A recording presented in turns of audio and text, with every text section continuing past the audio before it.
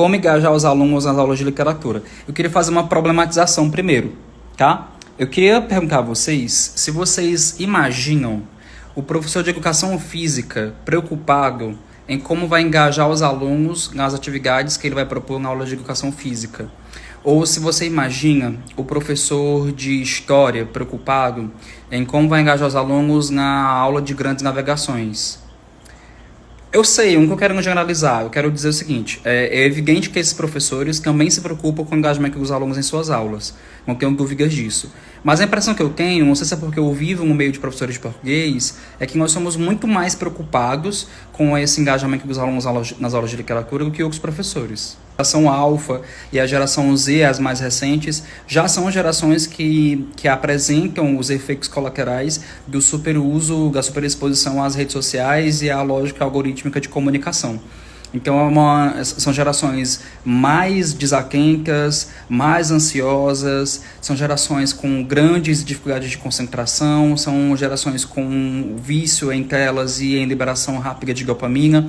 Isso faz com que a gente precise lidar com essa questão não como uma questão da aula de literatura ou do professor de literatura, mas uma questão social, sabe? Educacional, sistêmica mesmo. Então, compreender esse recorte geracional já é talvez um primeiro passo para que eu possa pensar em estratégias de engajamento dos alunos em qualquer aula. Na minha aula de literatura, o que eu tenho feito, e já faz um tempo inclusive, é investir mais em narrativas curtas. E aí veja, o trabalho de engajar o aluno na aula de literatura ou de fazê-lo gostar de leitura não é só meu. E eu tenho plena consciência disso. Então eu incentivo outros professores a também falarem de manifestações literárias e artísticas em suas aulas, assim como também eu espero, embora essa esperança seja uma esperança bem minguada, que as famílias também façam esse trabalho. A minha forma de lutar contra a terceirização da educação dos filhos para a escola, não é somente a educação plena, é não assumir papéis que não são meus profissionalmente falando. Então eu faço o que é possível dentro de 50 minutos de aula, que é o que eu posso fazer, e quem não leva para casa o peso da responsabilidade de ser aquele que vai salvar aqueles alunos com relação à literatura. Então eu invisto em narrativas curtas, de preferência narrativas que tenham a estrutura clássica da narração, quando eu vou falar de narração. Por quê? Porque ela tem o plot twist no final da história, né? Ela tem a reviravolta no fim da história.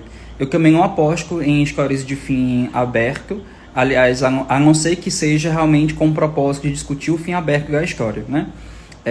Então, trabalhando nesses concos, ao longo da minha história, eu fui encontrando alguns concos que funcionam muito bem na aula. E eu salvo esses concos, eu sempre uso esses concos de maneiras diferentes, né, em ângulos específicos. Então, por exemplo, na primeira série do ensino médio, é sagrado que eu leia com os alunos Venha Ver o Pôr do Sol, que é um conto da Lídia Fagundes Telles. Eu já trabalhei ele de diversas formas e sempre funciona. Tem outros títulos da Lígia que eu também uso na primeira série. Já na segunda série, eu vou trabalhar a Ópera Compadecida, que também funciona muito como uma leitura que, embora não seja curta, tem a possibilidade de ser recortada. E é fundamental fazer uma associação entre essas narrativas ou entre esses textos e a atualidade, mostrando para o aluno como que a intertextualidade é um fenômeno da linguagem que acontece muito além da sala de aula. Acho isso fundamental. Talvez você sinta falta de que dica aqui que é importante que o professor seja um professor leitor. Mas mesmo esse conselho de que o professor deve ser um leitor e deve incentivar os alunos pelo exemplo, é um conselho que eu não costumo fazer, eu não costumo dar. Porque, veja, um professor que tem 56, 55 horas de sala de aula, no setor privado, para conseguir estabelecer algum padrão de vida de conforto, ele não tem condições de ler, ele quase não tem condições de ler os próprios paradidáticos, que dirá outros livros. Vocês entendem aonde eu quero chegar?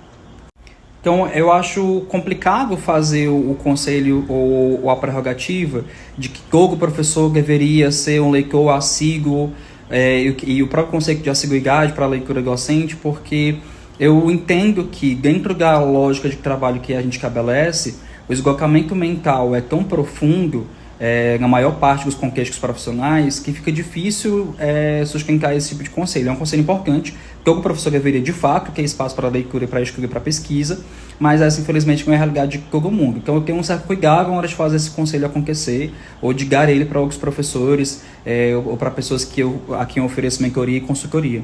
É importante que a gente consiga estabelecer a leitura dentro do nosso contexto. Então, se a gente conseguir incluir, show de bola. Se a gente não conseguir incluir, então a gente tem outras estratégias de engajamento. Essas que eu mencionei são algumas delas, e eu acho que elas, no meu contexto, por exemplo, têm funcionado bastante. Respondi, o que vocês acham sobre isso? Vamos discutir aqui no direct.